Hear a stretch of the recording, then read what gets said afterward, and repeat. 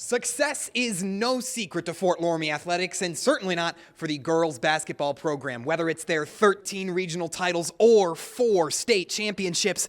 But even after all the hardware, all the decorated careers, Coach Siegel and her senior class continue to give it their all. Well, earlier this week, head coach Carla Siegel told us it's always a battle when they meet Waterford. What a unique finish it was. The first 1-0 walk-off win in the MLB since 2009. Well, we've got another 140 days till we see the Buckeyes in some real action back here hosting Texas in a Cotton Bowl rematch. It's hard to forget a sloppy mudfest that was week 6, especially for 2 of the MAC's top 3 passing offenses. 40.8 points per game allowed is the best of any WLIO team in over 2 decades. Now, what facets of that defense need to step up against this talented Elida roster? It's the second time in 14 years that Coach Guttemaller competes for a state title. His comparisons to the 2018 team are not about stats, measurables, or skill set. You shut yourself off from all social media, all outside communication for 3 weeks leading up to that point. Walk me through that decision you made. You're also watching your son go through what he described to me as 3 of the most challenging weeks of his life. Oh, yeah.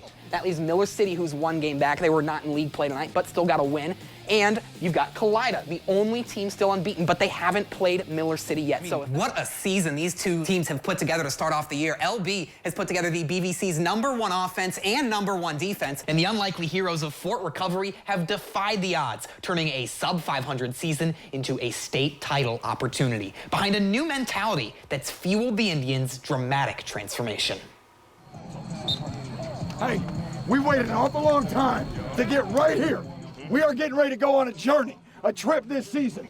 Make sure that you pack all the right things. Yes, sir. Make sure you pack the right mindset. Yes, sir. Make sure you pack the right attitude. Yes, sir. Make sure you pack the right toughness. And make sure you pack the right togetherness throughout this week. With 18 years experience at Findlay, Corey Allen enters his 2nd season as head coach. All 18 years, they're different teams. The culture remains the same, but the flavor changes each year. And Allen's new recipe will address the 1-4 start to last season. The good news for the Oilers is that those ingredients have had time to marinate. Coming off a conference championship, we had to replace some really key players. We started 7 true freshmen. We knew there were holes to fill, and as those freshmen grew and matured, we saw positive results on the football field. And in the back half of the season, the Oilers were cooking, rattling off 6 straight to finish 7-4, tied for runners-up in the Great Midwest Athletic Conference. Second-team All-American Mike Jarrill said the difference was in the details. We were more focused, more, hungrier. I think in the beginning of the season last year, we kind of were a little overconfident and, a little bit of on a high horse because we just had won the GMAC. But if there's one message the Findlay Oilers will always preach to their players, it's the mantra of one team. Be the best version of yourself, and then add that into the team every day. We believe there is an iron team, right? It's what you bring to the table, your God-given talents and abilities. Coach Allen believes if you take care of your role, the team's destiny takes care of itself. Coach always says, we're going to finish what we deserve. We all come together, one team, come together, play for each other. The team bonding this year is, it's unreal. We're with each other all the time. So the whole one team it's a real mindset. We work to get to the point to play the game of football. We get to do it in less than a week. Do your job today. It's not what you do, it's how you do it. Let's go. For the first time since 1936, Allen County is home to a U.S. Olympian. 88 years, a lifetime separating Bluffton's Trevor Bassett from history. It still hasn't clicked. I don't know when it's going to click. It might not click until I'm on the track racing, or it might not click until the whole thing's said and done. But Trevor wasn't just some homegrown prodigy. He was an underdog story. Growing up the youngest of 4 track stars, his parents tell us that Trevor started in dead last. At first, when he was little, he didn't really like being drugged to track meets. He slept between the bleachers while his sisters were running at state. In middle school, he was horrible. Was just Coming in last.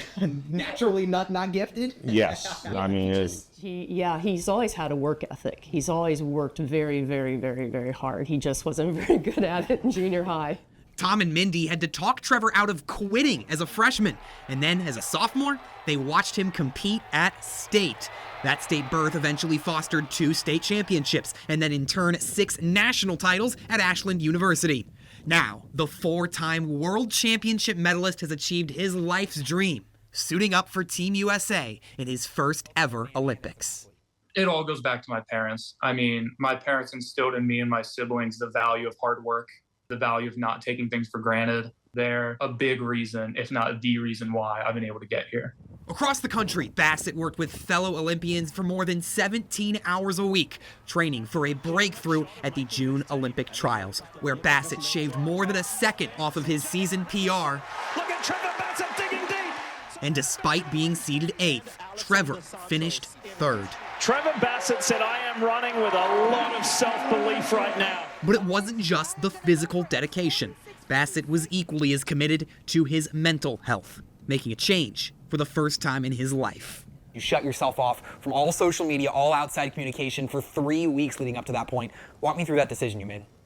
I'm 26 years old. I know that if I don't do everything I possibly can to make this team, then I didn't want to have to look back and say, wow, I wish I deleted social media. Every person that steps on the line is physically ready to compete. They've done the work they need to do.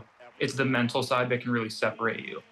I mean, that's got to be one of a lot of sacrifices that you made in giving a relentless sort of focus to achieving this dream. Talk to me about the effects that kind of a hyperfixation can have on your life. I might not be as focused on things off the track as I need to be, communicating with family as often as I normally would. Sometimes you have to set really hard boundaries with close family, close friends, just to make sure that you're doing everything you possibly can. And thankfully, my family and friends were super respectful of those boundaries, didn't get offended, didn't try to push through them or anything. That's a big reason why I was able to make the team. You're also watching your son go through what he described to me as 3 of the most challenging weeks of his life. Oh, yeah.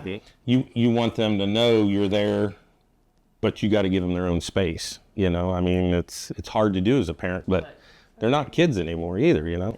It's very, very hard. Like, this was like a whole different level. I can't imagine what he was feeling. It was just a very emotional, draining week. It'd be hard to imagine any hurdle that Trevor Bassett hasn't cleared.